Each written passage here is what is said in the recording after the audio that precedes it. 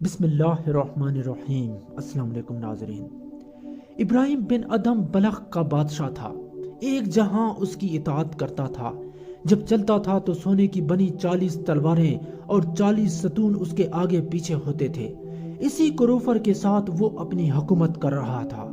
ایک رات وہ اپنی مسری پر نیند کے مزے لے رہا تھا کہ اچانک اسے چھت پر سے ایسی آوازیں آئیں جیسے کوئی چھت پر چل رہا ہو۔ ابراہیم بن ادھم نے آواز لگائی، کون ہے؟ جواب آیا، میں ایک دوست ہوں، میرا اونٹ گم ہو گیا ہے اور چھت پر میں اسے ڈھونڈ رہا ہوں۔ تو بن ادھم کہنے لگا، جاہل آدمی چھت پر اونٹ کیسے آ سکتا ہے؟ تو اس نے کہا، تو بھی تو غافل آدمی ہے جو ریشم اور سونے کے بنے اس تخت پر بیٹھ کر خدا کو تلاش کر رہا ہے۔ یہ بات سن کر بن ادھم کا دل دہل گیا۔ اس کے دل میں گویا ایک آگ سی بھڑک اٹھی۔ صبح تک اسے نیند نہ آئی۔ جب صبح ہوئی تو وہ اپنے دربار میں گیا اور تخت پر پریشان بیٹھا رہا۔ اس کی یہ حالت اس کے مشیروں اور درباریوں سے چھپی نہ رہ سکی، تاہم وہ خاموش رہے۔ دربار شروع ہو گیا۔ ارکان دولت میں سے ہر ایک اپنی اپنی جگہ پر کھڑا ہو گیا۔ غلام تلواریں سونتے اپنے مقام پر تیار ہو گئے اور عزم عام کا اعلان ہوا۔ سب سے پہلے ایک بڑا ہی باروب شخص دروازے سے داخل ہوا۔ اس کے چہرے پر اتنا روب اور ہیبت تھی کہ خدام اور محافظ بھی اس سے یہ پوچھنے کی جرات نہ کر سکے کہ وہ کون ہے۔ وہ شخص آگے بڑھا یہاں تک کہ ابراہیم بن ادھم کے تخت کے سامنے آ کے کھڑا ہو گیا۔ ابراہیم بن ادھم نے اس سے پوچھا، آمد کا مقصد کیا ہے؟ تو وہ کہنے لگا، اس سرائے کو چھوڑ دو۔ ابراہیم بن ادھم نے کہا، یہ سرایہ تو نہیں ہے، یہ تو میرا محل ہے۔ تیری باتیں سن کر مجھے لگتا ہے کہ تو دیوانہ ہے۔ وہ کہنے لگا، اچھا یہ تو بتا کہ تجھ سے پہلے یہ محل کس کا تھا؟ ابراہیم نے کہا، میرے ماں باپ کا۔ اس نے کہا، اس سے پہلے؟ ابراہیم نے کہا، میرے دادا کا۔ اس نے کہا، اس سے پہلے؟ ابراہیم نے کہا، فلاں کا۔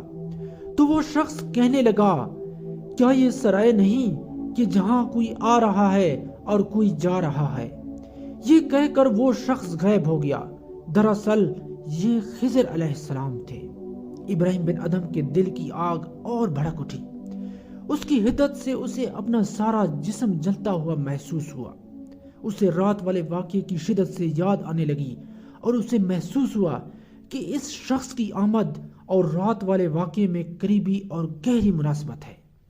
تاہم اسے یہ نہیں پتا تھا کہ رات کو کون آیا تھا اور یہ شخص کون ہے۔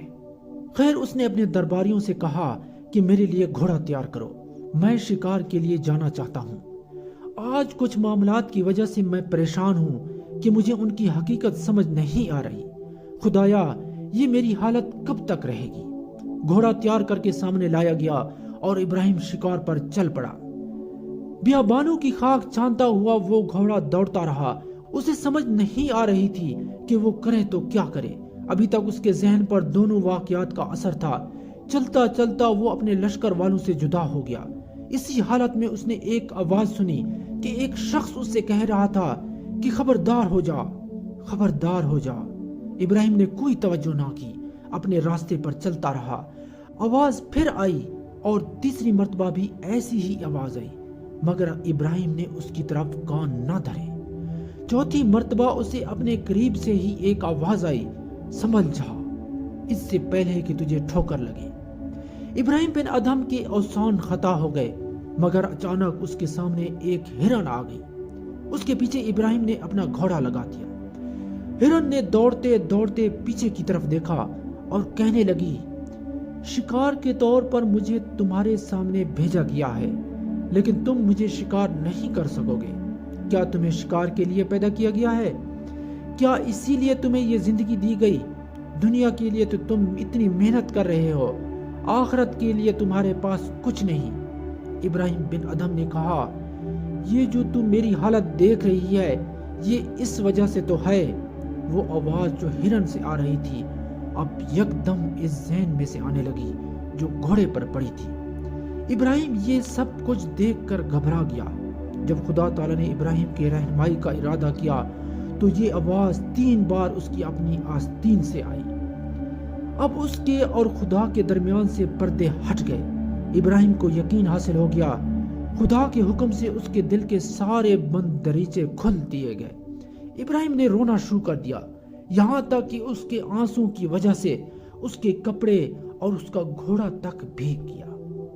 ابراہیم نے پکی توبہ کی اور راستے سے ہٹ کر ایک کنارے پر چلنے لگا۔